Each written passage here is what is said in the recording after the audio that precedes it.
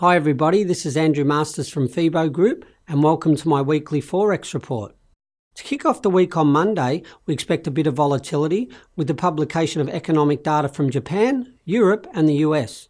During the Asian session, we'll see the release of industrial production figures from Japan, and in the European session, data on mortgage loans from the UK, as well as the index on consumer prices from Germany, which may create some movement in the European currency.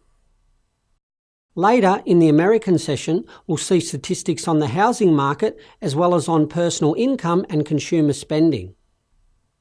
In the Asian session on Tuesday, we'll see the release of the Business Confidence Index from Australia from the ANZ Bank, which should give a clear picture of business activity, and we expect the Aussie dollar to be quite volatile surrounding this news. In the European session, we'll see data on the labour market from Germany and the Eurozone as a whole, as well as quarterly GDP numbers from the UK, which tends to create a bit of volatility surrounding the pound sterling.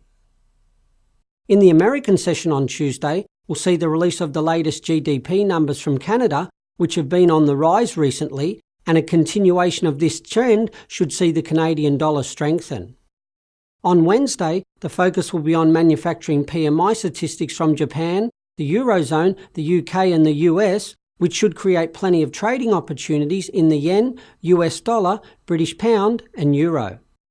The figure from Europe will be particularly interesting as it's been on the rise of late and may help the euro continue its winning strength.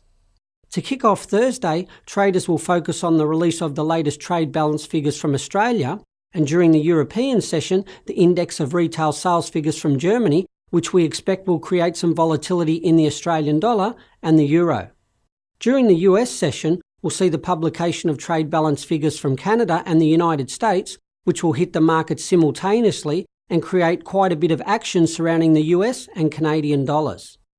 On Friday, the markets will be closed in Australia and the Eurozone, so traders will focus their attention to the American session with the release of the latest unemployment rate and the non-farm payrolls figure.